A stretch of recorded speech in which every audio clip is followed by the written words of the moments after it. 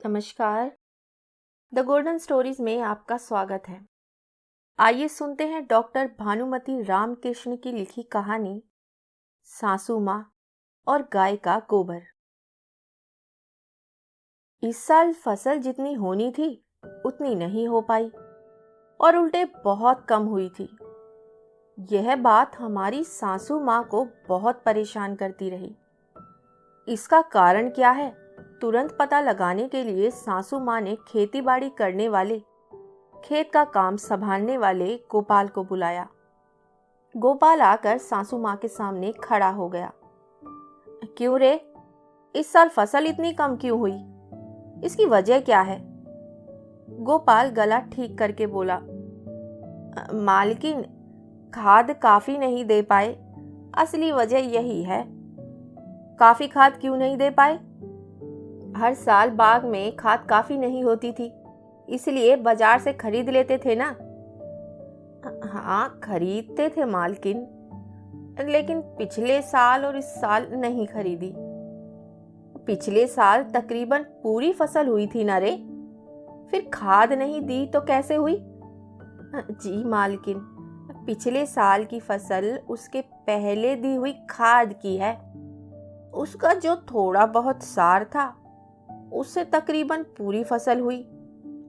दूसरी फसल के रूप में तिल बोए थे, बचा कुचा सार तिल की फसल ने सोख लिया। इस बार इस फसल के लिए अपने बाग में जो थोड़ी बहुत खाद थी वही दी।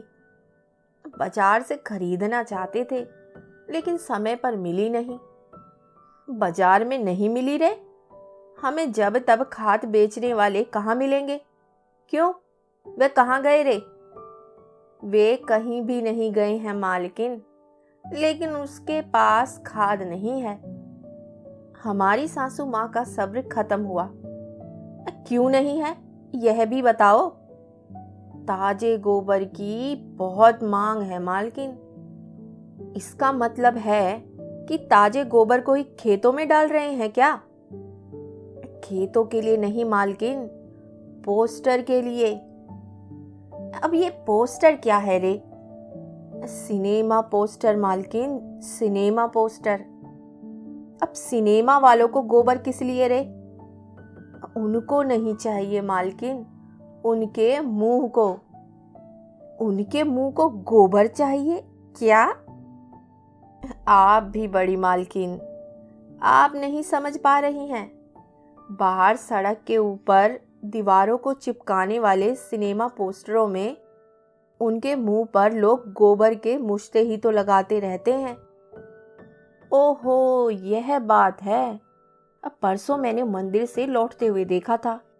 दीवारों पर कई सिनेमा के पोस्टर हैं और वे सारे के सारे मुश्ते मुंह को ढककर अब आ रहे हैं सिनेमा जैसा ही उन पोस्टरों को इस तरह नए ढंग से सजाए होंगे। तो वह पूरा गोबर है। हाँ मालकिन, पोस्टरों के ऊपर डालने के लिए ही गोबर को सोने के भाव खरीद कर ले जा रहे हैं। इस तरह खरीद लेते हैं क्या रे गोबर को? जी हाँ मालकिन, मामूली तौर पर खाद के लिए हम दाम कम देते हैं। ज्यादा पैसे देने की बात कहने पर गोबर को ही बेचे बिना वे क्या करेंगे?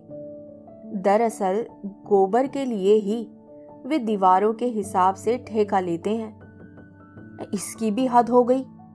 गोबर के लिए इतने ग्राहक होते हैं?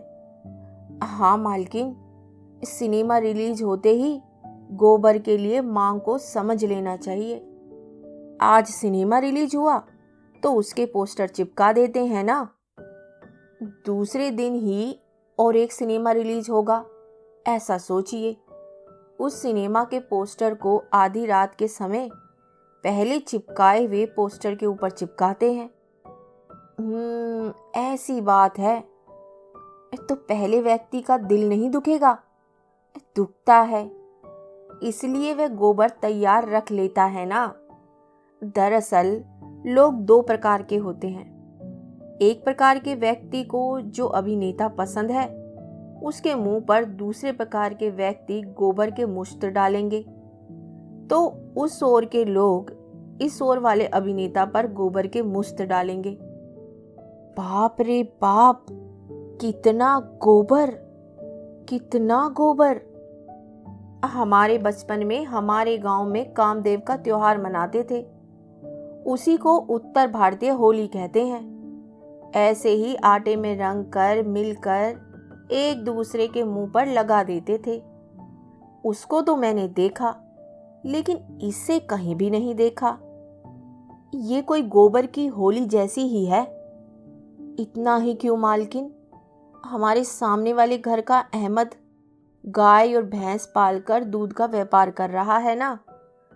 इन 2 सालों में गोबर बेचकर उसने जो कुछ कमाया उससे 5 गाय खरीदी। आय हाय, गोबर का ऐसा महत्व है। यह बात मैंने सपने में भी नहीं सोची रे। इसीलिए मेरी नौकरानी ने कंडों का व्यापार बंद कर दिया। गोबर नहीं मिलने के कारण ही होगा शायद। अब क्या कंडे मालकिन, पोस्टर के ऊपर पड़े गोबर के थोड़ा सूखते ही लोग उसे निकाल कर ले जा रहे हैं और चूल्हे में जलाने के लिए बचे कुचे पोस्टरों को गाय बकरी दीवार से खींचकर खाते जा रहे हैं। हे राम, इस सिनेमा के लोगों ने ना जाने क्या पाप किया है। ना जाने वे किस माँ के बच्चे हैं।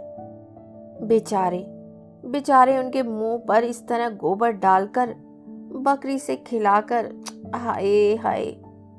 कुछ भी हो, सिनेमा वालों ने बड़ा पुण्य किया है मालकिन। उनके फोटो को अज्ञानी लोग ईश्वर मानते हैं और लोग देखते रहते हैं ना। उसके लिए क्या है रे, जमा और खर्च जैसा हर एक का अपना अपना महत्व है। अरे बदमाश, ये कोई होशियार सा लग रहा है। जाने दो, संगीत को खाद जैसा इस्तेमाल करके उगाएंगे। ऐसा कहते हुए इतने में हमारी सासू माँ के बचपन के सहपाठी पट्टाचारी जी का पोता श्रीपद बरामदे में चप्पल उतारकर अंदर आया। अरे पद बेटा, बहुत दिनों के बाद दिख रहा है रे। अभी आ रहा है क्या? सभी शाकुशल?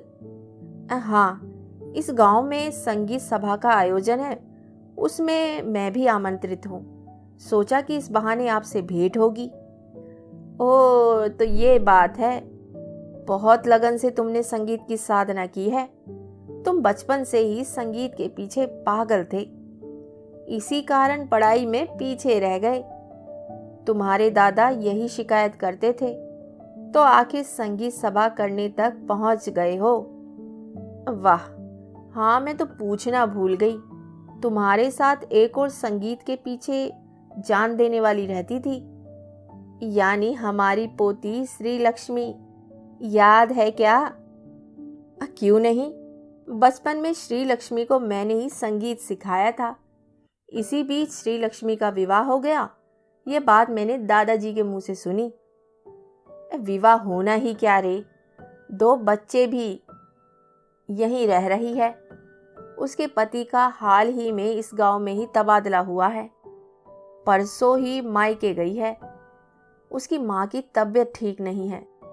खबर मिलने पर देखने के लिए गई। अब 12 बजे की गाड़ी से आ रही है। ठीक समय पर ही तुम आए हो। 2 बच्चों की माँ होने पर भी उसे संगीत के भूत ने नहीं छोड़ा रे। मैं बता नहीं सकती कि संगीत को सीखने के लिए कितना प्रयत्न कर रही है। अब आते ही तुम्हें देखेगी तो यहाँ से तुम्हें हिलने नहीं देगी।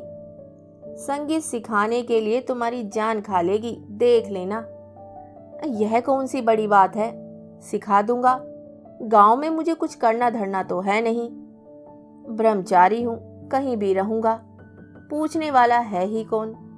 यदि संगीत अच्छी तरह से लगन के साथ सीखने वाले हैं तो इन लोगों को सिखाना ही मेरा शौक है।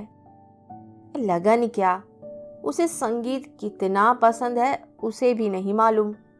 वे खाना पकाते समय, बच्चों को नहाते समय या फिर कोई भी काम करते समय गाती ही रहती है। उसका संगीत सीखना उसके पति को भी पसंद है। बेचारे भाग्य ने उसके शौक का साथ नहीं दिया। अब तक 4 मास्टर गए हैं। एक क्षण के लिए उसकी दिल की धड़कन रुक गई। उसका मुंह सक पका गया। तो फीके स्वर में उसने पूछा कि वे कहाँ गए हैं। कहीं और जाते तो चिंता की बात नहीं थी। पहले एक महाशय को नियुक्त किया गया। वह बड़ा विद्वान है। पाठ पढ़ाना शुरू किया।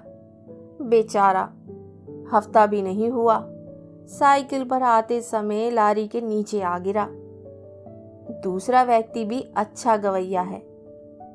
महीने भर पढ़ाया नहीं कि टीबी का शिकार हो गया और मदनपल्ली के अस्पताल में भर्ती हुआ। फिर वह दोबारा नहीं आया। तीसरा व्यक्ति उसको संगीत सिखाने के लिए रवाना हुआ और बस के नीचे जा गिरा। बेचारा। चौथा व्यक्ति पढ़ाना शुरू करके महीना भी पूरा नहीं हुआ कि एक दिन दिल की धड़कन रुक जाने से अस्पताल में ही मर गया। यूं सांस जी बता रही थी कि श्रीपद का चेहरा पीला पड़ गया। उसका सारा शरीर पसीना पसीना हो गया। वह डर के मारे जम सा गया। ओह, बातों के चक्कर में बताना भूल गई। हाथ मुंह धो आओ, भोजन कर लेना। श्री लक्ष्मी के आने का समय है। जी नहीं, मुझे अभी भूख नहीं है। अभी निकलते वक्त नाश्ता करके आया हूँ। हाँ, कहना भूल गया। उससे कह दो कि मुझे एक जरूरी काम से एक दोस्त से मिलने जाना है। कहते हुए घबराता हुआ श्रीपद थैली लेकर इस तरह भागा जैसे कोई भूत उसका पीछा कर रहा हो। भूल से ही सही, फिर कभी श्रीपद दिखाई नहीं पड़ा। कहानी सुनने के लिए धन्यवाद। आपको कहानी कैसी लगी कमेंट कर जरूर बताइएगा। इसी के साथ मैं आपसे विदा लेती हूँ और कल फिर मिलती हूँ एक नई कहानी के साथ। तब तक के लिए अलविदा।